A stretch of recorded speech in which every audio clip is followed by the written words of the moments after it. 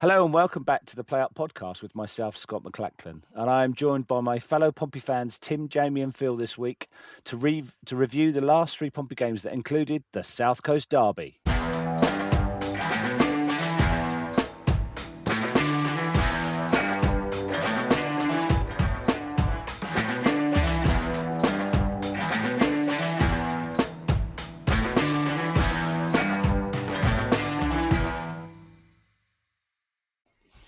How are we all feeling this evening, gents? Hello. Yeah, not bad. All right. Yeah, recovered from the weekend. Did anyone? I know Jamie didn't go out after the game. Did anyone enjoy a pint or two after the game in celebration of our point? Or I drank some Glühwein. Glühwein. Okay. Half a bottle of Glühwein. That's the way to celebrate. Okay, no, you weren't sniffing glue. That's what I thought you said. I thought you said sniffed half a horse. Well, maybe in our youth. But anyway, after a tough start to January, Pompey have rallied to gain 5 points from the last three games following the spirited showing in the FA Cup against Arsenal. Bolstered by three signings, Pompey have battled bravely against the long injury list that threatened to seriously hamper their relegation battle early in 2026. First up, Pompey travelled to Sheffield to take on a Wednesday side that won once only all season.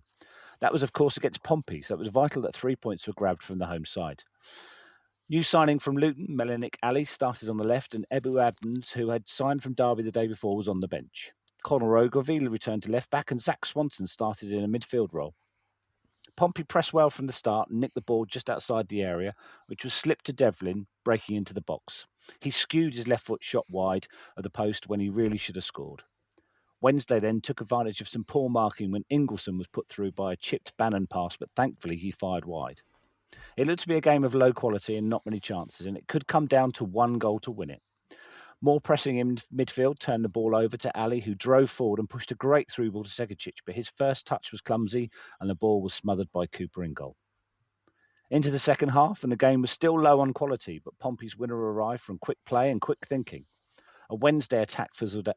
Schmidt quickly rolled the ball to Shoxey, who strode out of defence and passed into space for Ali to run onto.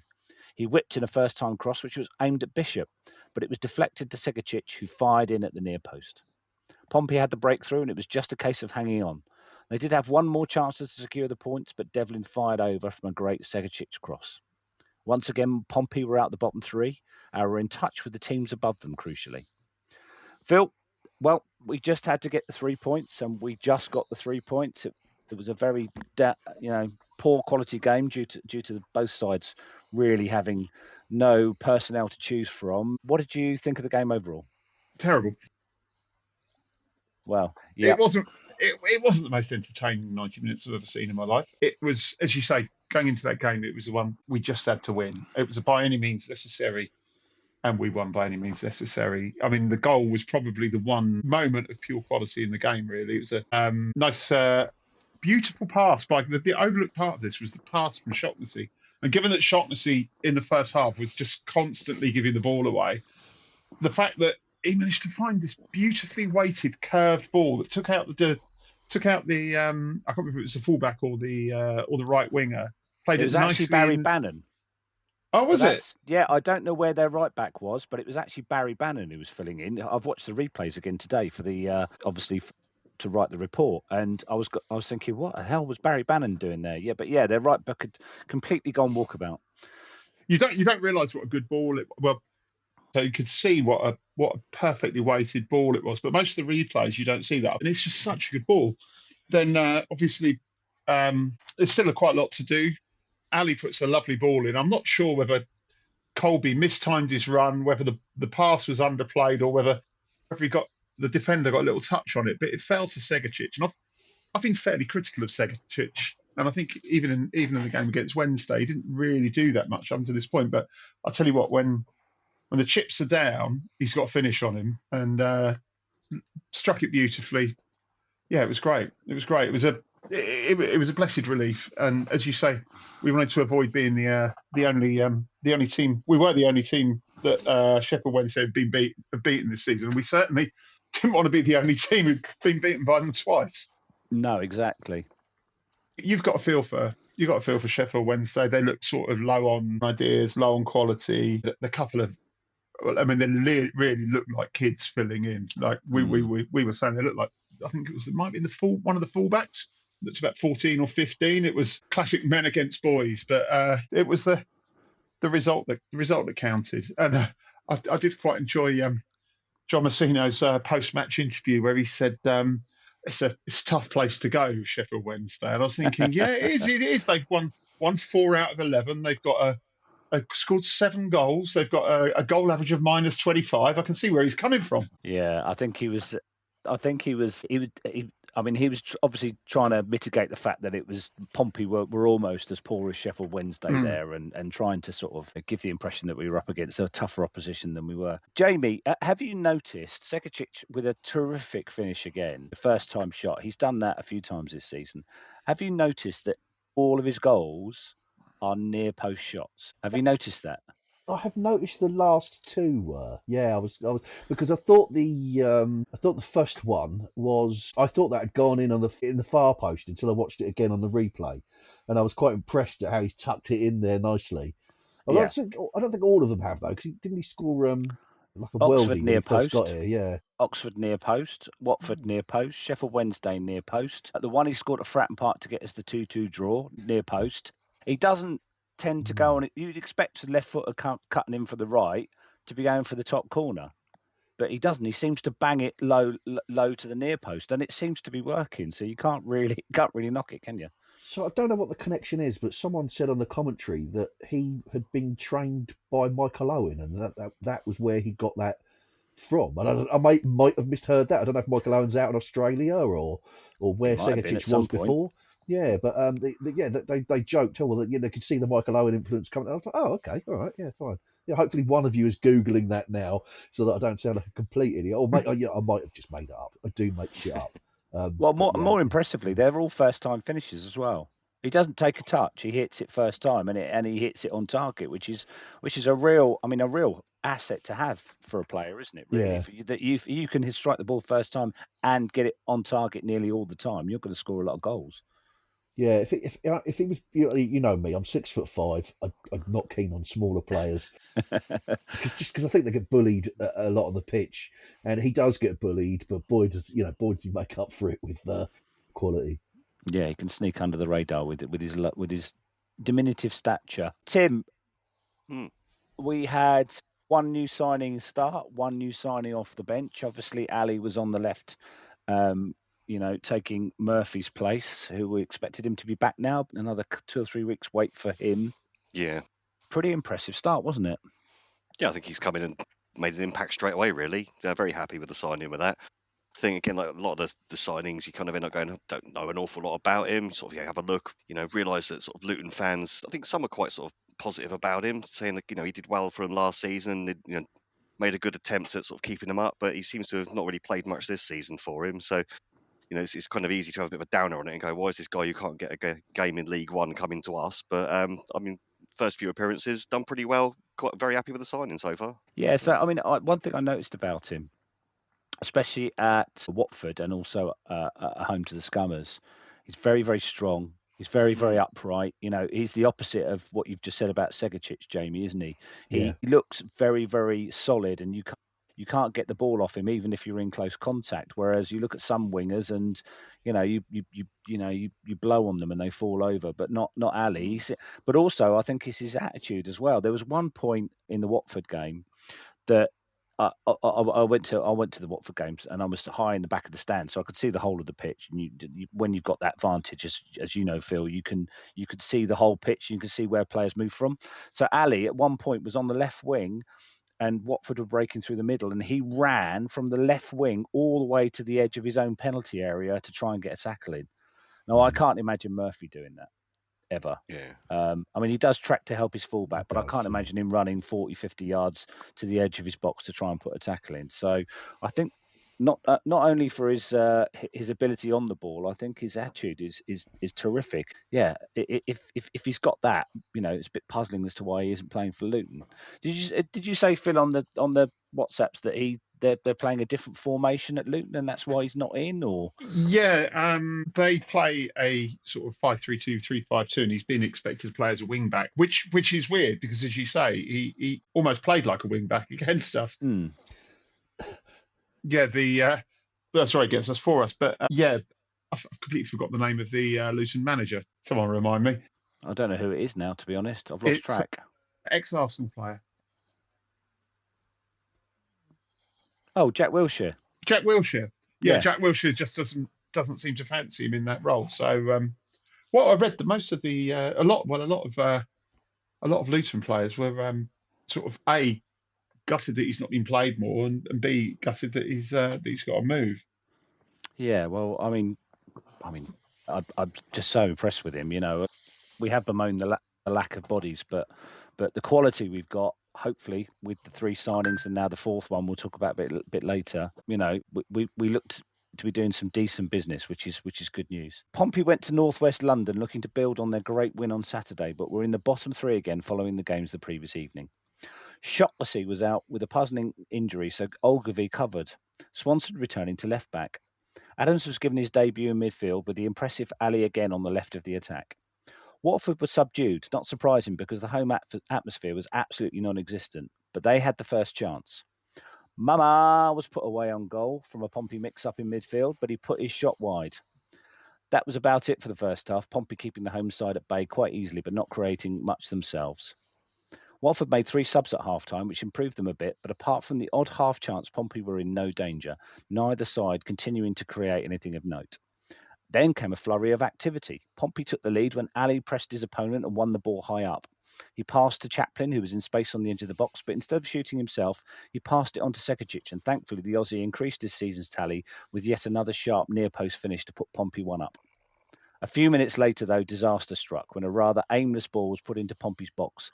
But instead of grabbing it, Schmidt dropped the ball under little pressure and it squirmed to Doumbia, who slammed it home. The home side pressed, but Pompey hung on for a point, which really should have been 3. Big missed opportunity there, Tim, wasn't it? I think you know we played much better than we did on Sheffield Wednesday. I thought, at least, and Watford didn't really do much in the first 60 minutes. But once we'd gone up, we really should have hung on, shouldn't we? Yeah, I think so. Overall, it was a much better performance. Again, it was great to see. Was the Ali played? The other fellow, Ebu Adams, played as well, and I thought was good. It made a real positive difference to us in there, and yeah, it felt like we were building some good momentum. Obviously, after the 1-0 win against Sheffield Wednesday as well. So going 1-0 up again, lovely little ball from Chaplin. Sekic tucks it in beautifully at the near post again, as you say. You're thinking kind of like, hang on, what is it, about the 73rd minute? I think he scored. I look up, you're thinking, come on, we can get this. But yeah, it was just a bit of a lob into the box, really, from Watford from the left. Yeah, I don't know what Schmidt was thinking of. It was a poor mistake from him, which, yeah, a bit uncharacteristic, really. He's normally a lot better than that. I still think he's a decent keeper. It's just an unfortunate mistake, but it's so costly, isn't it? He kind of spilt it, went to grab it again, missed it. Their player just managed to hook it away, and then with 3 or 4 players throwing themselves in at the Watford player who scored, he just managed to just get in there and split second ahead and score the goal. So, yeah, a bit of a gutting anticlimax at the end, really. But I think she's still got to take that as a very positive point and a decent performance on the road. Yeah, Adams. We've talked about the midfield. Well, fragility and rotation that we've got in there. Really, we've only got Dazelle, who's consistent, and even he can make the odd mistake. Adams seems to be a completely different type of player, though, doesn't he? Yeah, I mean the energy and the effort and determination he brings to it is just great to see, isn't it? And then you say you got like Milenic Ali playing on the wing, who shows a similar level of aggression and determination in there, and hopefully those 2 players, that's quite inspiring signings for the rest of the squad, really, as well, because you've got players coming in who are just so up for it like that. And you know, as fans, we love it when players sort of throw themselves in 100% into everything and go for it. So yeah, hopefully another decent signing there with Bo Adams. I think he's made himself quite popular already. Yeah, Jamie, we've been quite critical of Chaplin recently, but I think the last 3 games he's really shown us what he can do in that number 10 role. Because obviously we were boning the fact that he was played on the right, which he really didn't suit and didn't impress in at all. But the last few games in that number 10 role and with some consistency seems to be, linking up play quite well, doesn't he? He does, but I think that's probably a royal we there, because I think I've kind of championed him from the start, and I have had my moans about him, but on the whole, I really, really want him to succeed here, and I think he will. And I've said from the start, I think his biggest problem is that he wants it just as much as I do, and he's been trying a bit too hard. And when he relaxes and gets into his game, I still think he could be a good player for us. I mean, he's another, again, I'm moaning about the vertically challenged, but he's another. He's another one that needs some needs those big boy shoe things inside his football boots. But yeah, I do think he's a cracking player, and it's nice to see him, getting the assist and contributing. Yeah, I think yeah, good on him. Doesn't look like he's going back to Ipswich. It's the 29th of January today, so there's only 2 days left of the transfer window. What happens at the end of the season? Do we keep him if we have the opportunity? I'm not sure if he's on a free or not. He is, he might and he be. Isn't. He is and he isn't. So they've got the option of another year on him, but I can't see them taking it. I really can't see them taking it. I think he is ours for the taking. It's going to be one of those things. It's like this could be almost a bit fairy tale like, where he doesn't have a great season for us, and so therefore Ipswich don't renew his contract. There aren't a load of other people coming in for him, and we might just be able to afford to get him to stay and convince him to come for the kind of the kind of peanuts our owners are willing to throw at him. So yeah, hopefully Eddie stays, because he is one of our own. Wording's finest. Yeah. We've adopted him though. No, he wouldn't be with us now if they wanted him. No, true. But the fact that they're not in the Championship and they're in the Premiership would almost certainly mean that they wouldn't take up the option, and we could have him on a free. But then Swift was a free, so we don't have a very good record in that. I've been critical of him. You can say that. That's true. Sorry, yeah. No, we all have a royal we. So I do throw one in occasionally, mate. I think I should have rephrased it. We were frustrated by the fact that he wasn't playing very well, rather than criticising. So yeah, you're right to point that out. What was I going to say, Phil? Hold on. Let me get me questions up. Actually, no, Smith, Phil. It's disappointing that he's such a good shot stopper, but he has these mistakes in him, doesn't he? We didn't see it for ages, and just recently, after he's come back from his injury, he does seem to have a mistake or two in him in a game. Yeah, I mean, I think the level we're looking at, the level of keeper that we're looking at, he's great. He's definitely one of the best keepers we've had in a long while. But if he was consistently good as he is when he's good, he wouldn't be playing for us, and he wouldn't be at the bottom half of the Championship. He'd be in the top half. He'd be the top half of the Championship, bottom half of the Premier League. So I think you have to take the rough with the smooth. And I think if you look at all the points he's probably saved us with his heroics, that he's probably very much in credit with us. But it was an unfortunate one. I think, as Tim said, it was almost 3 errors in one. I'd rather he did 3 errors in one and cost us 1 point than 3 individual errors and cost us 3 points. Well, I hope he'd got them all out of his system at Bristol City, but clearly not. No. So let's hope that's the end of it for the rest of the season. Yeah. Obviously, we've got one more match, the big one at the weekend, but I'd rather like to do the quiz first, Phil, if that's okay. Would you now? Yeah, I would, yeah. Are you ready? Yep. Jamie, you got Wikipedia ready? Yeah, good man. I'll get AI ready. I can't Fire be, we all know I'm only getting through this if I cheat a little bit. So, how are we all at maths, gents? Were we good at? How did we do it with maths when we were at school? I'm all right. Okay. Yeah. Okay. Right. Well, today what we're going to be doing, we're going to be. What do you know about the current squad at the moment? What do you know plenty about the current squad? Probably not as much as I think I should. Well, we're going to find out, won't we? We're going to do a little bit of arithmetic based on the shirt numbers our players wear. So, to give you an example, cast our minds back to a time that we're all familiar, Italia 90.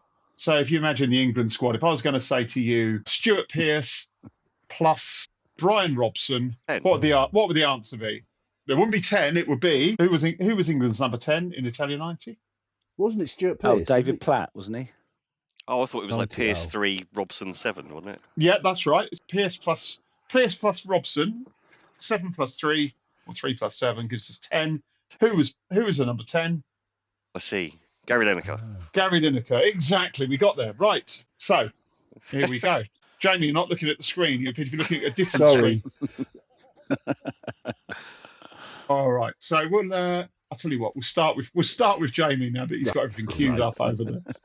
I haven't. I was looking at my phone. I was actually looking at Andrew Moon talking about that other player we're in for, and I was saying he said it's complicated, and I said I guess that means money. Someone asked me if I had inside information, and I just said no, I've just an educated guess because there's vultures circling for him, and our owners are tighter than Mother Teresa's pickle jar. Right, back to the quiz then. So we'll start with you, Jamie. They're going to get progressively more difficult. So we'll start off with you. So my question to you is Jordan Williams times Conor Ogilvie. Jordan Williams. I forgot. I don't even know what he is. Conor Ogilvie is. Oh, I'm hoping. I mean, logically, he should be 3, but I don't think he is. So I'd 2 times 3. I'm going to go for a 6. And who wears a 6 shirt? Oh God, who does wear our 6 shirt? I think we mentioned him already on this pod. Is it Swift? Oh, it is not Swift. It's Conor Shaughnessy. But your logic was good. So over to you, Tim. Iban Boat minus Marlon Pack. He's 7. I've just got to try and work out what Boat is now. I'm going to say it's something like either 16 or 18 or something. I'm going to go 18 and say 11 then, which means Hal's wearing 11 for us. Was that Bianchini wearing 11 or someone like that? Well, again, your logic was good, but unfortunately, Iban Boat is number 17. Marlon Pack indeed number 7. Number 10. We've been giving him his flowers earlier in the pod. It's Adrian Segic, yeah. Okay, so Scott for the first round. Let's see if you can pick up a point. I think we're all going to get 0. Regan. So that's 4. And number 4 is... It's not Christ. No. If only it was. He's great in goal, though. 4 is correct, though, isn't Not so it? good on 4 is crosses. correct. Yeah. That old one, Tim, thanks. Who was it? 4 is correct. Mhm. So number 4 is I think I know if you've Josh still got that Knight. Josh Knight, we're off and running. Well done, Scott. I didn't Well know that. done. That's the only one into I'm the getting. next round. I thought it was McIntyre.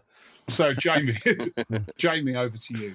Colby Bishop plus Hayden Matthews. Hayden Matthews, 23. Is Hayden Matthews 14? Colby Bishop's 9. Who wears the 23 shirt? Oh, okay, 23. Who wears the 23 shirt? Who wears the 20? Is it Murphy? Josh Murphy? It is Josh Murphy. Well done. Nice. And you could see my hands. You knew I wanted. Yeah. All right, Tim. Oh, Over God. to you now. Well, one of these has been mentioned already. So Florian Bianchini plus Oh, Mark. Christ. Plus Mark. I know one of those. Blimey and Bianchini. I might have to just take off. I think I know it. I don't know. Have a guess, Tim. Kosnovsky's got one of the teen numbers, hasn't he, I think? Is it in that bracket somewhere there? Did he have 16, something like that? Bianchini, I just can't remember what blooming number he was wearing. It feels like so long ago we saw him playing for us now. So the number's going to be 20-something, I'm presuming, or something like that. Yes. This is very good. Look, this is forensic, Tim. This is good. God, I'll give up. I could be here all night otherwise. So if Go on, it's, Someone else have a go. if it's No, 11, if it's Cobbs 11 is plus 18. if it's 11 plus 18, then it's Connor Chaplin. It is 11 plus 18, but he's not Connor Chaplin. It's So what is- Harvey hang on, Blair. hang on. Harvey Blair, 29. Yeah. See, Harvey Lionel. Blair. The problem is we haven't seen a lot of these players for weeks and weeks, so we haven't seen the shirt numbers on their backs. Well, Itsy segueing ring. nicely, Scott, into your question. Yeah. Connor Chaplin, Yeah. who does not wear the number 29 shirt, minus Luke LaRue. Leroux. So is Annoying we have to get that if one. Chaplin's not 20, Chaplin's 32, is he? So LaRue is. Is Leroux one of the numbers Tim might have just said? I think LaRue's 16. Is this a trick question? This one? No, it is No. not a trick question. None of these are Six- trick questions. Because 6. For those of you who are listening No. rather than watching this, if you were watching this, you could see that these cogs whirring. Oh, steam's coming out my ears. No, I'm going to have to pass on this one. I don't know. Anyone have a diff at it? Chaplin's 36, isn't he? He is, Tim. That's correct. 36. Is LaRue 14? No, Hmm. Leroux's 16. Or 16? LaRue is 16. 16. Well done. Well done, Wikipedia over there. No, honestly, I knew that one. 16 I said he was 16 as well, but I got plus Yeah. 30. that wrong. What did we say? 16. So 16 plus 36, did we say? Or 16 No, plus 36 38? minus 16. Oh, So it's 20. So it's 20. 20. Mm-hmm. What's that Aussie striker called? I can never remember the name of. Waddingham, is it? Yeah, Waddingham. Yeah, it is. It's Thomas. Don't Is call it me him? Tommy. No. Tommy Waddington. Hey, Correct. It's a team effort, that look one. at that. Very good. Yeah. You'll be It's glad to gonna know have you've to be, only I think. got. Be glad to know you've only got 3 questions each left. So, 3 questions each left. so Jamie, on to you. Terry Devlin divided by Conor Ogilvie. I've forgotten Terry Devlin's number. I thought he was 18, but he can't be because he wouldn't have given me 18 divided by 3. I think I know this one. I think I might have this one as well. 18 Yeah. divided- Yeah. I'm gonna take a stab at Marlon Pack, and that's using maths rather than remembering what number. What number Is incorrect. What number is he? Tim or Scott? Yeah. Oh, I I thought think- it was Marlon Pack as well, so I'm out. I think the answer is John Swift. The answer is John Swift, Tim. Very good. It was, very good. Devlin, 24. then, is he? 24. Yeah, Yeah. it must be. Yeah. Okay, Tim. A little bit more tricky, this one. Ben Killip God. divided Ooh. by Jordan Williams. I have got no idea what number Ben Killip's wearing. Jordan Williams, I think, was 2. Mm-hmm. Ben Killip, crikey, It's got to be a high was he one, wearing the isn't number 30 something probably? 38 maybe. Yeah. He might be 32. He's I younger don't than know. that. No, I think he's mid. In that case, I don't know. I'll have to pass this one again. Don't know. Anyone? So my gut feeling's No. like he's 38, Killip. I don't know if is that true or not. 38. No, he's number 30. So Williams Ooh, is so 2. he's So the answer's 15. 15. Franco Uma. Oh, I never got that. Never got that. Right over to you, Tim. It's Mark Kozlowski minus Marlon Pack. Is this my one again? Sorry. Yes. Yeah. Tim. Yeah. Well, I mean, I at least know Pack was wearing 7 the last time I saw him playing.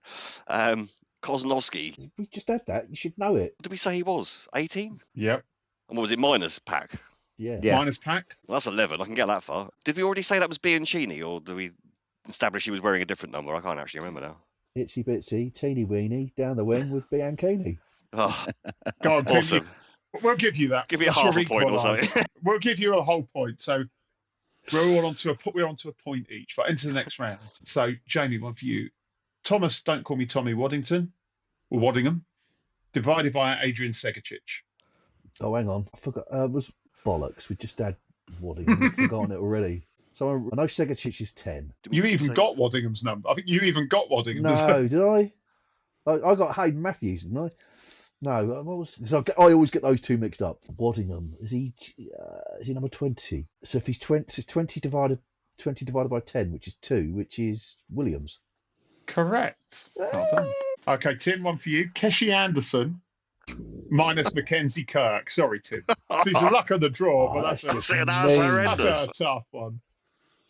I've got no idea what number Casey Anderson is wearing for us, which is terrible, really, considering he did come on the other day for us, which I think was his debut, wasn't it? Mind you, Yeah. I think you missed me out the last round, by the way, Phil.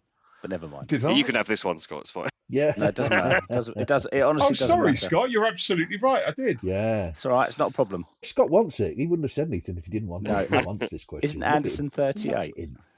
Oh, close. This has descended into anarchy, hasn't it? I've Tie given Tim 2 goes. He's high Yeah. 37s. He's high 30s anyway. I can't exactly remember. It might be 37. I don't know. Go on, I'll Scott. pass Go on, this one to Scott. you, Scott. If you can get this one, I'll give you a point, Scott, which is only fair. So what was it, Anderson? Anderson minus Kirk. So it's 37 minus. Is Kirk 13? Remember? No. I only know 19? Anderson's 37. I can't Anderson remember is Kirk. 37. Yeah, I can't remember Kirk. Kirk is 25. Oh, Oh, Because okay. he's 22. 22. Zach Swanson. No, that's Johnson. 23. Oh, of course he is. 22. Yeah, he is. Yeah. Yeah. Should know that. Okay. Okay, this one is yours, Scott, now. Okay. Jordan Archer versus Regan Paul. Versus. Minus Regan. Versus minus Regan Paul. MMA. My money's on Paul. So Yeah. 5. Paul is 5. Jordan Archer is, I have no idea. Is he 21? So I'll go 16. So I'm going to go for Luke LaRue. No, I'm afraid Jordan Archer is 31. Regan Paul's 5, which gives us 26. Joseph Bursick. Ah. Oh, So into the last round, the tricky ones. God. Jamie, one for you. Andre Tazell plus Milenik Ali plus Nicholas Schmidt. Dazelle. I don't know Dazelle. Is he Is Dazal 27? I'm not getting positive feedback here, so I'm just using that to know. 17 Dazal? I've forgotten Dazal. I don't know any of them actually. What was it again? Dazal, Dazelle Ali. plus Ali plus Nicholas Schmidt. I reckon you probably know what number Schmidt wears. Schmidt's 1. Very good. Milanik Ali. I can't remember his number, and I should know Dazal's number, but I don't. I thought he was. Well, I've said 2 wrong numbers already for him. No, go on, throw it over. I will throw it over to you. Throw it over to anyone? No. I think Dazell's 23, isn't he? No, Dazelle is 21. Plus 21. Milanik Ali is 27. Plus Nicholas Schmidt makes 49. So I got the 27 right. He's off to Preston North End.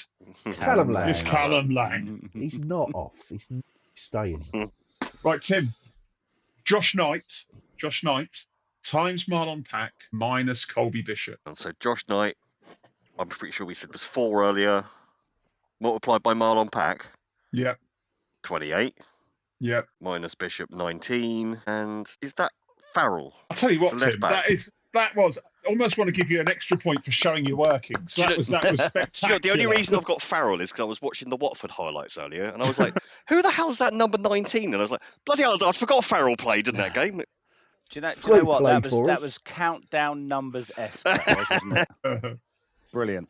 So we're currently this is on a tenterhook. So it's all dependent on what the outcome's all dependent on Scott now. So Scott, Mackenzie Kirk plus Harvey Blair minus Luke LaRue. Forgotten what Kirk is. He's a striker. Minus who? Luke LaRue. So plus Mackenzie Kirk plus Harvey Blair minus Luke LaRue. I make that 28, and the player is Swift. It was Mackenzie Kirk's 25, Harvey Blair's 29, minus Luke LaRue is Evo Adams, 38, the hero of Saturday. I got 10 wrong there. So we've actually got a dead heat of 2 between Jamie and Tim. So I've got a tiebreaker for you. And it's going to be nearest wins it. If someone gets it spot on, I'll buy them a pint. If you were to add all the shirt numbers of our current registered players together, what number would you get? Tim, I'll let you go first. I'll do some quick mental arithmetic. No idea. 130. That's probably ridiculous, isn't it? But I'm gonna go for 500. 500. Jamie, you were the closest. 649. Yeah. Is it really? Yeah. Well done. I'm gonna show you my mark in there. So I thought, well, we've got players ranging from like 1 to 50. We've got 25 registered players. So if I go for an average of the number 20 in that range and then times that by the 25 players, then you get 500. Yeah. Nice. Well done. Yeah, no, I like that. Nice one, Borders. Again, countdown-esque. Brilliant. Yeah. 2 from the top, 1 from the middle, and the rest of your choice, please, Phil. All righty. Thanks very much, guys. Thanks, Phil. Well done. Oh, that was fiendishly hard. So I won a quiz and I didn't cheat. Can we just take a moment and? Yeah, you can do it. You can do it. I think we should cut it out, to be honest. Yeah, so do I. Don't want people getting the wrong impression. Maybe. Right, on to the Scummers match. For the first time in over a decade in the league, Pompey's hated rivals came to Fratton Park on Sunday, and it was fair to say the famous Fratton atmosphere was at its vicious best. The first big chance came to the away side, who worked the ball into midfield and through midfield and into Armstrong, who was one-on-one with the keeper, but Schmidt saved well with a foot. Pompey then worked the ball down the right, and Segacic shot rebounded to Chaplin on the edge of the box, who then had his shot blocked to Bishop. Hang on a minute. What? I spent like an hour earlier on. The reason I haven't eaten is because you told me to cover this game, and now you're covering this game. No. So you clearly don't listen to these pods. Because they're awful. They're awful. Have you heard them? I summarised the match, and then you give me your expert opinion on it, you see. But I've written the beautiful summary of this match because that's okay. Do you know what? Then in that case, you do it. That's fine. I'm happy to hand it over to you. I'm gonna fucking murder it now, aren't I? Read it out. See, it's Well, not so okay. easy now. You'll find out. All right, go for it. Right. Well, so I thought Pompey played fairly well in the first half. We kept the pressure up, but there was no real chances from us. The number 9 scummer, Armstrong, he had a couple of shots on target, but Schmidt managed to keep us in the game, really. The first time, it was the block with his feet after Armstrong managed to get away from Swanson and got a free run on goal with a very well-timed through ball. And the second time, their right back, James Bree, unfortunate name, I've been told reliably that both of his parents were cheeses. He managed to get a cross in. And again, a completely unmarked Armstrong, who should have been covered by Swanson, was able to get a shot in. But again, Schmitz managed to save the day. After a bit more pressure, Ali, who's been impressive so far, I think, put a shot in that went wide. And that was the end of the first half for 0-0.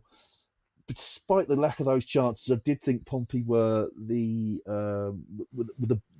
better side, but the scoreline didn't reflect that. It's 57 minutes. Swanson, who by now has had far too much stick from me, whipped the ball in from the edge of the centre circle towards Ogilvie, who was advancing down the left, but it was intercepted by a scummer who hoofed it up right into the end of the field, and a hapless Pompey fell victim of another very good through ball through to Skinnazer. I don't know how you pronounce his name. Scummer. And it was another 1-1 with Schmidt, but this time the popular Austrian wasn't able to keep the ball out the back of the net. The delighted scummer then ran the length of the pitch, goading the North Stand on the way, and I read later that he complained that someone spat at him on that journey, and I, for one, hope it landed in his eye and he gave him COVID. It took another 20 minutes for Pompey to get back in the game, and that was thanks to a corner from Segatic, who found Marlon Pack leaping like a salmon in the 6-yard box. Somehow Pack's header was deflected off the line and into the air, and the strength and willpower of Ibu Adams was too much for Daniel Peretz, and it was bundled into the back of the net. Adams then ran to the Fratton end and saluted the crowd. Instant hero. See, mine was better than yours anyway. I know I flounced through it, but mine was funny. We'll never know. See, it's really hard reading your own writing, isn't it? Yes, it's really hard. When you laugh at me and take the piss that I stumble over my words, you now know how hard it is. It was similar to mine, although thank you for doing that. There was no spit in yours, mate. No, there wasn't. No. I didn't mention any alternative cheeses either. So no, right. So last week you had wee from me. This week you've got spit. Yeah. Okay. Next week. Well, since Jamie's, come on, you Blues. Jamie's colourfully described the match there, Phil. What were your views of the day and the game? It's funny. It was funny because the bubble atmosphere the bubble arrangements make it quite a strange sort of journey to the ground, because there were obviously no away fans anywhere to be seen, and it didn't feel like a derby until you're actually in the ground. It was a really weird one. Once the game started, we put them under, not quite as much as we did against Arsenal, that sort of trying to get up and into them from the kickoff, but we certainly gave them a lot to think about in the first 20 minutes. And I thought Harwood Bellend was absolutely rattled. He was rattled in that game. You could see him. He was throwing his arms around. He's complaining to the ref, complaining to the linesman. He was absolutely rattled by it. And the problem was, particularly when they scored, is for all of our good play, their keeper didn't have a save to make, and that was the frustrating thing for me. You look across their gate. We said this before this season. Look across the team on the pitch. You look at the cost of the players that we're up against. The experience of some of those players, and we stood our ground and sort of more than matched them. I know people who watched it on TV said that they thought the mics were turned down, so the atmosphere didn't sound as good. And I think Sky came in for a lot of stick. But then when virtually every chant we had either the word fuck or wanker in it, it's hardly surprising. Yeah. That prime time audiences on Sky didn't Well, it wasn't on prime time, was it? It was hidden away on Sky Plus. That was the complaint from a lot of people. It wasn't on ITV. It wasn't a main game on Sky. It was only on Sky Plus, which most people couldn't find or use anyway. So the fact that they muted the mics so that the famous atmosphere was diluted massively was pointless, really, wasn't it? Yeah. No, absolutely. Absolutely. But I mean, yeah, a lot of standout performances there, but Adams rightfully man of the match. And yeah, you've just got to love him, haven't you? He's just such an infectious character. You know, to coin a phrase, he gets it, doesn't he? Yeah, he does. Great. Definitely. I love him already. Yeah, future captain. Tim, did you think it was as even as the result put across? As Phil says, we didn't really trouble the goalkeeper from any range at all. We had a few chances that bounced around the box, but we didn't actually get a shot on target. I mean, I was quite impressed with our play. I mean, let's not forget we started with right back in central midfield, in centre defence again, alongside Ogilvie. So we had such a makeshift back four. It was ridiculous. And as you know, Harwood Bellis cost them 20 million from Man City. As petulant as he is, you know, he's got an England cap and a goal. You know, that's the disparity between the two sides. It should never have been a draw, really, should it? Has he scored for England? Yeah, he scored for England on his debut. Yeah, header.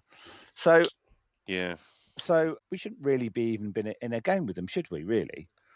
Yeah, I mean, I thought we were kind of chatting about it in a little group at half time. We were feeling quite happy with the way we'd played. You know, I mean, as you say, we kind of like they had the two clear cut chances. You know, that actually needed saving from shots on goal. But I think our overall play felt quite encouraging, really. And I mean, obviously the worry and the sort of nervousness of a game like that is that you simply don't want to lose, do you? I mean, as well as losing, what you don't want to do is just get tonked 4-5-0 by your rivals at home, and you know, it's bitterly disappointing. But I think you can coming away from that. I think first half was decent. I thought second half we didn't really get going that much, to be honest. I think they came out at us and they made a few changes, didn't they? And it took an effect. They scored, but it just shows that kind of it was real just heart and determination, and that kind of got us that goal back, really. And I like the fact that the Sampson fans seem to be moaning that it might have come off of Ibo Adams' hand, which just I don't know, adds a bit of extra amusement for me, really. I hope it did. I hope it did. Yeah. Exactly. I hear they it did roll off his arm, but it hit his head first. And the law of the game is that. Where's he from? North London, is it? The North London Maradona, maybe? Yeah. South I heard London, that Scummers were calling it the hand of I think. cod, which I thought was quite amusing. So it did hit his hand after he'd headed it, and we all know the law of the land is if the ball strikes your arm after you've played it, it doesn't count. So it's got to strike the hand without any interference from any other part of your body first for it to be a foul. So he headed it onto his arm, and his arm was well over the line anyway. So the ball was already in when it touched him. It's fine. So whichever way you look at it, it was an absolute. He was trying to catch it to take it back to the centre half. That's right. Yeah. I thought the atmosphere was absolutely terrific. The fact that the North Lower stood for the whole game, I've never seen that before since they reprofiled the stand. There's the odd standing when there's a corner or an exciting game, but from well before the kickoff, everyone was stood up, and no one had any intention of sitting down and not singing and not chanting and not shouting Scummer at every available opportunity. I think it was when there was the flare-up between Swanson and Downs. I think one of the commentators on the TV feed was a referee. I think it might have been Dermot Gallagher. And he said that after both players had been booked, the referee could probably have booked at least 27 of the supporters next to the pitch as well. It was that kind of game where I thought if a player got far too near the barriers, he would have literally been pulled in and eaten. So my son absolutely loved it. I've never seen him. The Barnsley game, obviously, when we won promotion, that was a terrific night. But Saturday was just another level. It was so exciting for him and so engaging, as much as the last two seasons have not been that. For most of the seasons, Saturday was a proper football match, proper amazing, derby. Mate. What did he think of Sunday? You just said Saturday twice. Oh, so My mistake. It was Sunday, as you were quite right saying. No, he absolutely loved it. He absolutely loved it. Was engaged all the way through.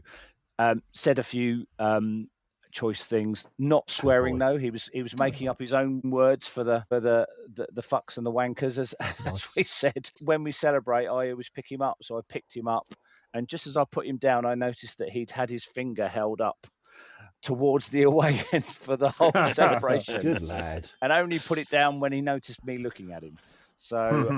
So yeah, it was a terrific day, and I'm sure many other kids, if it was their first derby, like Orla, I'm sure Phil had a terrific afternoon as well. Absolutely, absolutely. Yeah, it was good to have those kind of. I mean, yes, unfortunately there was a lot of naughty stuff. We had the pitch invader, we had that terrible flashbang that went off that has badly injured one of the. Has it? I saw him being led away. He looked like he was really shaken. He was in a real bad way. He had both hands over his ears. He had a hood on, so I didn't know whether he'd actually had any physical damage. No, his mum said that he'd lost the hearing in one ear temporarily, and sounds expensive. It was quite But although also no one seems to know where the flashbang came from. There were suggestions that it might have actually come from the North Stand lower, which would be disappointing. No, it came from the Scummers, didn't it? I think, unfortunately, we will find it did come from the North Stand lower in that corner, because I've spoken to a couple of people who were sat there, and they said that they saw it go over them at that point just as the bang went off. So yeah, unfortunately, I think it did come from our own supporters, which is just ridiculous, because for all the bravado and it's not real hate most of the time. It's rivalries are supposed to be like this. I've got some good Scummer friends, and I would hate them to get hurt through any of this rivalry, and for people to actually try and physically hurt people, I think is just ridiculous. So I hope they're caught, and I hope they never see the inside of Fratton Park again, or any football stadium. So, but obviously the pitch invader, the large chap, was a lot funnier and a lot less dangerous. That was hilarious. Yeah, I heard a story that apparently he borrowed his mate's season ticket as well, so his mate will be banned as well as him. So no, part of that was that a giant fat man ran onto the pitch. He got to nobody tried to stop him. There's like 300 stewards, 100 policemen, and Scummers, and he offered all of them out. No one wanted it, so he showed his belly and walked off the pitch himself. I would not want to rugby tackle him the size of him, because if he fell on top of you, it would not be nice. You wouldn't share an apple with him, would you? I've heard we might be signing him on a short-term deal for the rest of the season. Is he any good in defence? He's got a decent turn of pace, though, over short distance. So, yeah. On a lighter note, from all the antics, we did quite enjoy the ball boy in the Fratton end. Yeah. The first time that came out, he threw it back at the Saints keeper, aiming for an area commonly known as the bread basket. The second time went for his face. Then one of the senior stewards had to come and have a little word in his ear and tell him not to do that anymore. So if it's the same did ball something boy, else as well. Was it the ball boy on your side, Jamie, or the one on the other side? No, the He's one on the my other side. side. The one on the other side waited for the keeper to come right up to it and then threw it over his shoulder like that into the crowd. That's the ones I saw. There was another one as well. The Scummer keepers come out to get the ball, and they're set on those little like round pyramid. Yeah. He's come up to get to it just as the Scummer's gone to get his hand to it. The ball boy's knocked it off, and it's gone like another few yards away from him. It was brilliant. It's that level of pettiness I absolutely love. Yeah, That's what these days are all about. Yeah. It's not about trying to hurt people. It's about taking the mickey, as we said. Did you see the end as well? I don't know if any hung around, but we were there for the end, and there was like, I don't know, say 200 Scummer fans, 200 Pompey in that corner section. They threw the same plastic bottle at each other about 20 times. It went back and forward, and I was with there was a mutual friend of ours. We'd both seen a video on, I don't know if anyone you've seen it. It's one of those memes on Facebook where you've got that fence between the two dogs, and they're barking rah, rah, rah, rah, rah, rah, rah, at each other, and then the owner opens the fence. They just both sit there and look at each other and tame and they don't want to know. And I just had visions of that. These 200 200, 400 fans were both really, giving it all that. If the police had just opened that fence, I think they'd have all just shuffled off and gone home. After you, mate. After you. Yeah. Well, let's hope we do it again next season. I don't think the Scummers are going up, and we need to make sure that we stay up. So let's hope we do it again next season. Just before we finish, we have signed, what's his name? Someone remind me. Central defender. Aji Alessi. Aji Alessi. Or Elise. Somebody pointed out on the Anorak's WhatsApp, are we only looking in the phone book for A's? Yeah. Ali, Adams, Alessi. Perhaps we'll go to B's and C's next. But he's got a troubled history, this defender. Well, he's got a remarkable record. He started off at West Ham, did really well by all accounts there, played in their under-23s, and then got a move to Sunderland. So the 2022-23 season, he missed 20 games through injury. The 23-24 season, he missed 34 games through injury. The 24-25 season, he missed 32 games through injury, and he's missed 23 games through injury this season. So he's getting all these injuries out of the way, and we're lucky. Or he might be a tad injury prone. Yeah, but they've all been breaks though. They're not in muscle injuries. No, they haven't. No, have they not? No. He's had a shoulder injury, an ankle injury, a broken leg, and something very worryingly just referred to as troublesome thigh, which saw him miss about 8 months. How long has he been injury-free this year, though? Has it been weeks or months? A game and a half of under-21s. Okay, so this really is a gamble, isn't it? To be honest, I think so. Yeah, I mean, by all accounts, according to Sunderland fan.com, he's got all the attributes to be a fantastic player. I mean, he's got what they have seen of him, which is obviously quite limited. He looks quite comfortable in the Premier League. So he would be quite comfortable in the Premier League. Has he got experience at Championship level? Yes. He's had about 50 games in the Championship. Has he got pace? Yes. Is he tough? Yes. Is he good on the ball? Yes. Has he got injuries? Yes. He's got an injury record that would make Farrell and Lang blush. Yeah. Well, the other thing worries me slightly is that he's been deployed by he was a left-sided centre back at West Ham, but Sunderland have almost exclusively used him as a left back, and we're bringing him to cover centre back roles. Yeah, it's another one of those potential round square pegs in round holes, round pegs in square holes. Well, Ogilvy is filled in at centre back on the left brilliantly. I mean, you could play him like Devin. You could play Ogilvy pretty much everywhere on the left, and he would do a job for you. So perhaps we'll put him in at left back, and his height is for making us a bit more threatening at set pieces and a bit more defensively solid at set pieces, because he's 6'4".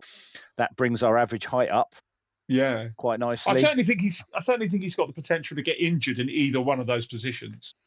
Well, that's true. Yeah, that's true. So even sitting on the bench sounds a bit suspect for him. So we'll see what happens with him. Ingleson as well is still on the horizon, although Andrew Moon says it's complex. I don't know what that means. That just means that... Yes, you do. Yes, we do. Yes, you do. There are 4 or 5 clubs after him. That means they want money, and our owners aren't going to spend money on anything. Well, to be fair to Wednesday, it's probably one of their 2 or 3 saleable assets that they've got left. He was probably their best player. Probably their best player against us. To be fair, he looked pretty decent. But apparently, by all accounts, they value him at 500,000. And if we want him, 500,000 certainly within our sweet spot of sign. Yeah, that seems to be about the going rate for us. Oh well, let's see what happens. Lang hopefully back for Saturday for Blackburn. Do we think? Hopefully, I think they're saying he's more likely to be back for Ipswich on Tuesday, but he might pop up on the bench. You never know. Yeah, well, that would be good. I think Saturday again is possibly a must-win, like Wednesday was. Blackburn are on such a terrible run. Is it Blackburn? It's West Brom, isn't it? And they're on a West terrible Brom. run Apologies. Yes, West Brom are on a terrible run with lots and lots of injuries. I think at the start of the season they were looking at playoffs. They're now in the bottom three, or just outside the bottom three. So I think if we can win on Saturday and other results go our way, we'll be on 33 points and 2 points, and that brings Charlton and a couple of other teams into play as well. Norwich as well, as if they don't get more than a win at the weekend. So yeah, I think it's a must-win game. What do you gents think? Start with you, Jamie. Yeah, I've just put a sneaky fiver on Pompey to win. I've also got one on us to draw, as I'm hedging that bet. But yeah, we need to win games if we're going to stay up, and we know we're not going to get many better opportunities than this one. No, February, as I said in the last pod, now that we've confirmed that Charlton's on the 17th, I think we now have 8 games in February. Tim, that's going to be a tough run. But the last 2 seasons, so obviously in League One, we gained promotion from a really good February run, and again we picked up quite a lot of points in February for us to stay up. So let's hope we can do the same again this season. Yeah, I like the sound of that. I hope we can. I suppose the worry is just looking at our squad is so threadbare at the moment, isn't it? Like we were saying, sort of not a recognised central defender, fit potentially at the moment. I don't know if this guy Alessi's going to play. Boat was the only fit one who's apparently struggling. Shaughnessy probably not back. Is Paul fit enough? Yeah, we've got to start getting some points from somewhere. Hopefully West Brom on Saturday, because without being pessimistic, I'm not hopeful we're going to get much out of the Ipswich games. Yeah, I certainly hope you're right, and February proves to be a good omen for us again. Yeah. So what do you think for the next 2 games, Phil? 3 points. 3 points. What? You mean a win and a loss? I'll let you use your skill and judgment as to where they're going to come from. Well, yeah, you're probably almost right. Thanks again, gentlemen. A lovely way to end the pod, being slightly optimistic. But thank you very much for your contributions again in this one. And I hope you all have a fantastic weekend, and we'll see you again in a couple of weeks. Come on, Pompey. Cheers. Cheers. Bye-bye. Bye.